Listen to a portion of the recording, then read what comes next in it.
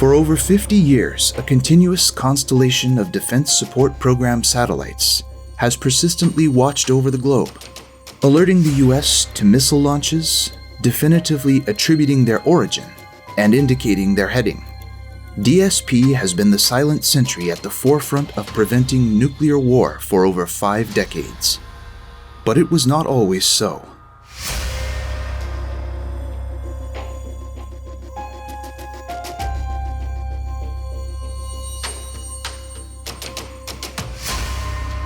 The threat of long-range nuclear missiles forever changed the global geopolitical landscape, beginning in the 1950s with the start of the Cold War. Long-range missile strikes became a reality in 1944, when Germany launched nearly 2,000 V-2 ballistic missiles at Allied nations, terrorizing civilian population centers. American and Soviet military leaders took note and began a secret race to develop intercontinental ballistic missiles to deliver nuclear warheads. Focus on conventional or hot conflict shifted to strategic or cold warfare, and the world was set into the uneasy balance of mutually assured destruction. A Soviet first strike was held in check by the promise of a devastating counterstrike. The ability to mount such a strike rested on timely and attributable missile warning. Operating a satellite and its associated sensors in geosynchronous orbit was just part of the problem of accomplishing a operational task of missile early warning. The timeline for doing that was really extremely short, especially measured by the technologies of the day. Those signals and data that was being transmitted was really had to be cut down second by second by second in order to meet timelines from which a missile detection upon launch could be translated into an action that a military officer could take. By the mid-1950s, conflicts between the US and the Soviet Union had fallen into a pattern. Seeking to incrementally expand communism, Russia or China would instigate conventional wars in proxy nations, and the US would respond. Direct conflict between the US and the USSR seemed in check, as neither would risk a nuclear attack, knowing the other could detect and counter the slow-moving bombers. The stalemate ended abruptly in 1957, when Soviet leaders announced the successful test of an intercontinental ballistic missile. With their landmass spanning 6,200 miles and 11 time zones, the Soviet ICBM may or may not have crossed an immense distance and hit its target. But the US had no way of knowing for sure. One thing was sure though: Russia had nuclear weapons, and now they might have the means to deliver them in under an hour. Later that year, all doubt of Soviet ICBM legitimacy was removed as Sputnik repeatedly passed over America. A Soviet ICBM Pearl Harbor-like surprise attack was now a clear and present danger. American BMU's early warning radars could not see into Russia to attribute launches. They would only detect missiles in the last 15 minutes of flight. Without our own ICBMs, the US was dependent upon long-range bombers, which required at least 30 minutes to mount a counterstrike. The math did not add up. America needed to see deep into the Soviet Union continuously to detect launches early enough to mount a credible retaliatory strike. A revolutionary solution was required. The radical idea of accessing all of Russia with space-based IR sensors to supply timely missile warning began to be discussed seriously in early 1955. By 1958, the threat was so great that not attempting to build a space-based missile warning capability appeared unreasonable. So, the Air Force embraced the challenge and set out to build and field such a system as fast as possible. They marshaled scientists, engineers, and mathematicians from government and industry to develop the infrared phenomenology and technologies needed to build a system that supplied timely warnings of launches worldwide. DSP was ultimately born out of this quest to do what was once thought impossible. With the launch of its first satellite, Explorer 1, America entered the space race in 1958. By late 1958, the Air Force had committed to building the Missile Defense Alarm System, or MIDAS. Over its lifetime, MIDAS flew 12 IR sensors built by Aerojet, now Northrop Grumman, and hosted on Lockheed Atlas Aginas. But realities of early space development programs hit MIDAS hard. On our first launch, which took place from Cape Canaveral in 1960, and when the Atlas and the Agena, I should say, was separating from the Atlas, it blew up. And so couldn't get any information there. The distrust in Washington grew. There was strong concern about the cost of these devices, as well as how long could they last. Flight 4, despite lasting only 7 days, did observe a Titan launch and proved that IR could detect missiles from space. But it would not be enough to save the program. Since neither Eisenhower nor Kennedy had embraced MIDAS, SecAf Zuckert felt free to cut its funding in 1962 after Flights 5 and 6 failed, and a study initiated by SecDef McNamara concluded it was impossible to predict whether an operationally significant version of MIDAS could be developed within the decade. Despite MIDAS failures, Air Force General Bernie Schriever was convinced America needed global missile warning and that it could only be had from space. In August of 1962, Schriever wrote a forceful rebuttal to SecAf Zuckert's decision. Ironically, he wrote it just months before U-2 overflights discovered Russian missiles 1,500 miles off our coast in Cuba, prompting the Cuban Missile Crisis. A reading of the since declassified memo makes it clear that Schriever was a visionary regarding missile warning and deterrence. On the value of missile warning to deterrence, Schriever wrote, "This approach seriously limits the flexibility with which national strategy can be established and military forces utilized. It fails to recognize the deterrent value associated with unequivocal warning, which is not attainable with radar warning alone." On the drive for a space-based IR capability, he said, "Unless this technological effort can be oriented with this objective in mind, the time when such technology could produce useful capability will always remain in the distant and indefinite future." Regarding the MIDAS program, the general wrote, "From its inception, the MIDAS development program has been based on first demonstrating the feasibility of detecting ballistic missiles by orbiting infrared sensors, then demonstrating that a practical and useful system could be evolved." His conclusion set a new course for missile warning.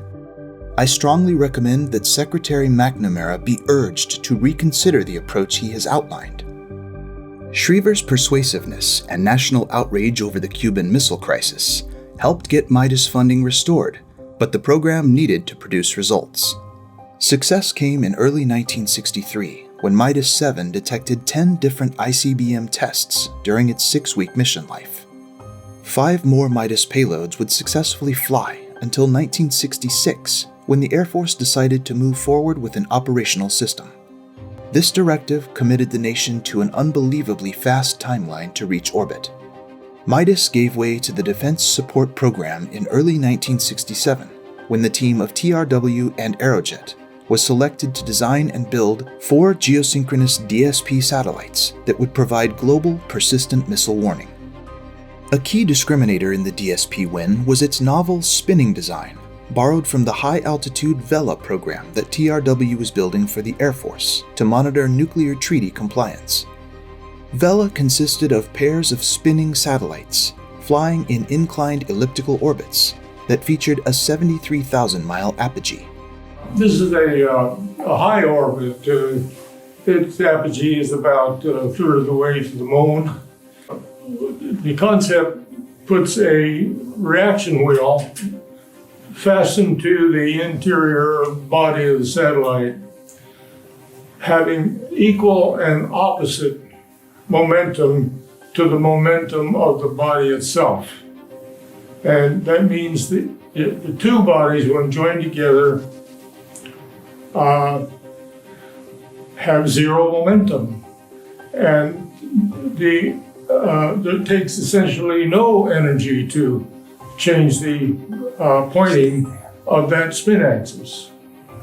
A tremendous savings in weight. In August of 1967, TRW received a contract change notice that added space nuclear detonation detection to the missile warning mission. From this point forward, the former Midas and Vela missions would be co-joined on DSP. With DSP, the nation set out to implement Schriever's vision of a truly global 24/7 real-time missile warning and nuclear detection. The concept was audacious in its demand for speed in an era of invention. Of course, the early DSP systems that were deployed in geosynchronous orbit were some of the first systems operating in that environment, either commercially or militarily across the globe. So the experiences that were being encountered by the DSP program, from determining how to determine where the sensors were pointing. We were operating in a spinning situation where the geometry of the sensor pointing at the Earth was really very, very difficult to determine. Fortunately, with the development of star sensors and other technologies that really were at the forefront of technologies at that time, we were able to resolve those issues. Because DSP was held at DoD secret or higher at the time, no one saw what they did. But even if it weren't classified, the nation was preoccupied with the Vietnam War and captivated by the race to put humans on the moon. So, in the shadow of the Apollo mission, the DSP team quietly toiled night and day to provide the nation with a system that would give rapid warning of a missile attack. The thing that was the turning point was when we had the first DSP launch. The orbit was not completely stable. It drifted down and up. But we got a tremendous amount of good data from that. And they made a tremendous number of tapes of what was being seen by the satellite, by the sensor. That was the point at which I think those of us who worked on it at the time felt, hey, we've been successful and we need distant early warning. So this program is going to continue. The key to achieving whole Earth coverage was the innovative spinning satellite design in a geo orbit. DSP platforms employed an offset Schmidt telescope with a focal plane array of detectors that could see a third of the visible Earth instantaneously. By spinning the satellite, the whole Earth disk could be observed in seconds. This rapid revisit time ensured that DSP's spinning detector suite would see all ICBM launches. With the spinning design at GEO, 3 satellites achieved whole Earth coverage. Spinning also balances thermal extremities to provide a passively cooled environment in which DSP's IR detectors can detect heat from far away. The concept of where you despun a reaction wheel along the vertical axis, and as a result, for equal momentum, the satellite would spin in the opposite direction, and you spun the wheel up to the speed such the satellite rotation rate was the rate that you wanted. And you just ran that wheel at a constant rate. On the ground, a network of mission ground stations in Nuremberg, Australia, Aurora, Colorado, and Kapaun, Germany was progressively beginning to be built up. The OGS station was the first and probably one of the most important because it covered the Russian landmass with our first satellite. Then came along CGS. CGS was primarily developed so that we could process SLBMs. That was a move away from ICBMs to SLBMs, but they still had long ranges. At that time, this was the height of the Cold War, and the Soviet Union was our adversary, our near peer. And that adversary had literally thousands of nuclear warheads pointed at the United States. By having that kind of arsenal was pretty much guaranteed to be a target. So we had to go mobile. Not only have fixed ground sites, but also have distributed ground sites to complicate the enemy's targeting. We took the sonar processing computers from the submarines, put them in effectively a shipping container, and created what we call the Simplified Processing Station, or SPS. And the SPS was basically a couple of shipping containers that you could put anywhere in time of emergency and process the DSP system. During early DSP operations, the unknowns started to become known, and the team had to rapidly adjust the design between flights, making each DSP unique. The inherent optical performance of any kind of telescope is affected by your ability to get the light on the focal plane. And, traditionally everybody refers to a focal plane. However, in reality, it's not actually a plane. The solution that the original designers came up with dealing with that was, rather than put the detectors on a flat surface, they put the detectors on a curved surface. So able to have a spherical focal surface instead of a focal plane.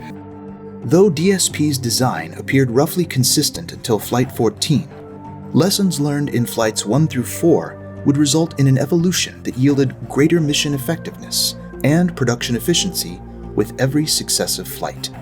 Very early in the lifetime of DSP, the analysts that were looking at data saw a lot of extra things that were not anticipated. And so a series of measures were taken over the years, and a whole approach to analyzing the stray light and the effects that they have on the mission was developed through that period.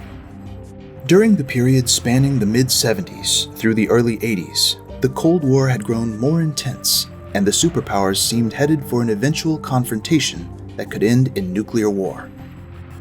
Both sides had made advances in ICBMs that made missiles more lethal than ever, even if their actual numbers were reduced by treaties. Increased complexity of the threats made detecting launches more critical than ever. Production of the second wave of DSPs, Flights 5 through 11, grew steady and more efficient. The DSP launch rhythm became highly stable as the program settled into a normalized pattern of production. Around 1980, the sensor was upgraded to a new technology, which was a lot more sensitive. And so that tremendously improved the ability of the satellite to see dimmer and dimmer and dimmer targets. The first major upgrade was precipitated by an on-orbit anomaly in the early 1980s. A sudden, unexplained visual jump in collection data cast doubt on DSP's foundational line-of-sight understanding. The investigation into that anomaly led to a series of improvements that drastically improved the overall line-of-sight capability of the system. The ultimate result of that is the line-of-sight improvement in multiple sensors ultimately achieved our ability to successfully do stereo processing between multiple sensors. Abrupt changes in the environment came when President Reagan disrupted the ICBM status quo in the 1980s. What if free people could live secure in the knowledge that their security did not rest upon the threat of instant U.S. retaliation to deter a Soviet attack, that we could intercept and destroy strategic ballistic missiles before they reached our own soil or that of our allies? He very publicly pushed to negate Soviet ICBMs with the advanced missile warning and missile defense capabilities of the Strategic Defense Initiative that would enable America to neutralize the missile threat. The Reagan mandate prompted a DSP design evolution in the late 80s that would reshape all future DSPs. Flights 12 and Flight 13, which were the first to implement a thermal control subsystem and represented large changes in focal plane structure in terms of additional detectors, additional types of detectors. That addition of the cooling to the focal plane significantly improved the sensitivity of the sensor.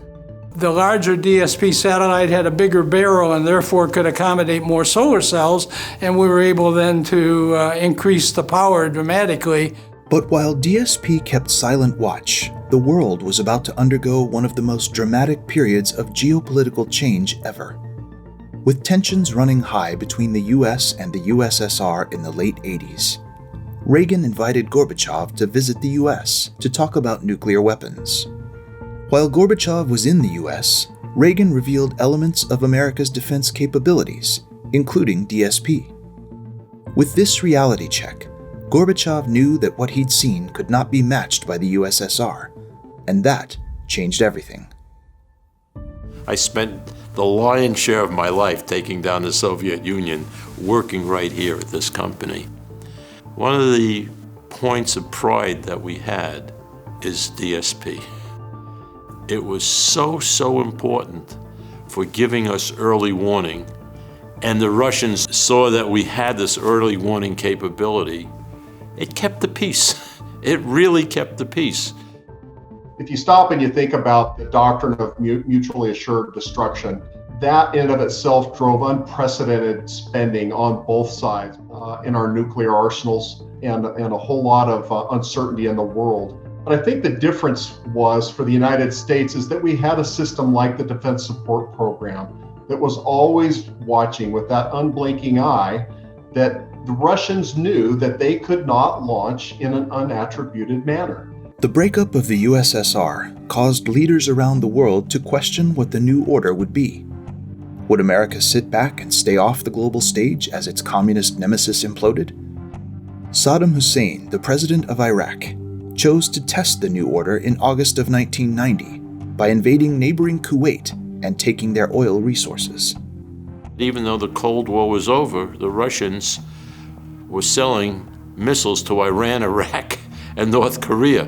When the Gulf War actually started, we knew we had a capability against Scuds, but we did not know, what weapons Iraq was going to use and when they were going to use them until they started firing them. We had a coalition of Arab states that were supporting us. To keep that coalition together, we had to keep Israel out of the war. Well, Saddam Hussein, wanted to get Israel into the war so that, they could break up the coalition. So he fired a number of Scuds, towards Israel. And it was DSP's ability to provide a warning to the Patriot missile batteries that say, look over here, there's incoming. And so they could turn on their radars and fire their missiles back at the Scuds. We'd go home and watch some reporter, giving the evening news from Tel Aviv or something like that, and you'd see the air raid sirens go off in the back. And we knew where that warning was coming from. It was coming from DSP. We couldn't tell anybody because it was still technically classified at the time. And like I said, we were really proud of that. DSP was exercised one last time by the Soviet Union when hardliners attempted a coup against Mikhail Gorbachev in August of 1991.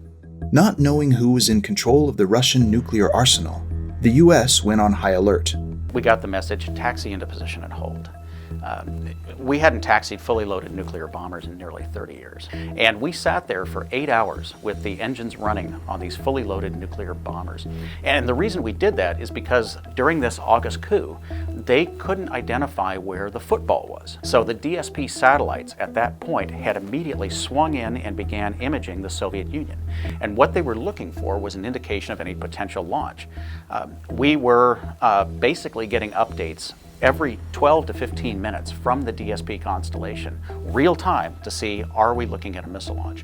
From where we were to potential missile impact was on the order of about 19 minutes. And that day, I became a true believer in DSP. In the midst of all the change on the world scene, DSP experienced another kind of system evolution when the Air Force chose a shuttle launch for DSP-16. The space shuttle launch had to be completely unclassified. So the launch date, what the payload was, everything was unclassified. This was a bit of a shock for many of us who lived in that cone of silence for many decades. On November 16th of 1991, Space Shuttle Atlantis mission STS-44, with DSP-16 aboard, lifted off before a watching world. Being out there and seeing that shuttle go up there, and knowing that your satellite was up there was awesome. Pictures from the shuttle payload bay of DSP being ejected were everywhere. DSP was officially out. Many thought that with the demise of the USSR, America's defense would be gutted and systems like DSP would become historical relics. But as Saddam Hussein had proven, the world was not a peaceful place. Countries all around the world were purchasing missile systems from Russia, while beginning to develop their own long-range systems. It was soon determined that the nation would need a new, more capable system that would be more effective than DSP against dimmer targets and be designed to support tactical warfare. Until that new system could be fielded, DSP would have to continue holding the line. I was very fortunate to be able to partner with the great team there at Northrop Grumman to lead that DSP-23 launch success. And it was a critical launch, not only for the missile warning constellation, but it was the first ever launch of an operational system like DSP. And so there was a lot riding on there. So many of those teammates had been there for an extended period of time because they wanted to see DSP-23 launch success. Most of the original DSP team members that designed and flew Flights 1 through 4 have retired, but their legacy lives on in the solid foundation they laid for a new generation of missile warning leaders. We've been working on programs in the missile warning, missile defense mission area for more than 50 years. We stand on the shoulders of giants. Talk about having an enormous leg up. We're building on that mission. We're looking to extend those capabilities as the threats evolve, as our satellites become targets. We're continuing to build on the legacy of DSP and other programs to ensure that we maintain our advantage in the space domain. It's incumbent upon us to make sure that we continue to bring a capability that provides safety and security to our nation and its allies. I would say from the DSP perspective, what they designed and what was put in place is a resilient system to which I don't think there is an equal. I possibly could be getting the years wrong, someone would have to fact check me, but I think it's been over 18 years since a single DSP asset has ever stopped providing data to the ground. To a spacecraft operator, a spacecraft builder, and a mission provider, that is a statistic that I don't think anyone could come even remotely close to saying. I think if you could say you did it for 2 years nowadays, it'd be an impressive statement. 18 years. It just keeps spinning. It just keeps spinning and doing its job, and it doesn't worry about anything else. The product that we provide to the warfighter and to the nation is so important, and it has been important for the last 50 years and will continue for many more decades beyond. My oldest son actually was in the Air Force, and I tell people, you know, he was deployed like 4 times over into the Gulf. And he actually got to see how some of the Northrop systems were protecting people there, and of course him when he was there. I tell people that's when it got very personal. DSP was there for decades. We kept the peace and we prevented war. I am very gratified that I was able to start and to work on something that became so necessary and important to the country. It wasn't just a job for people working on DSP. I mean, this was more than that. It was a passion and it was a commitment. And this became ingrained in each of us as individuals. And so it was really phenomenal to see that it was more than just simply an employment experience. It was doing something that was of a higher calling.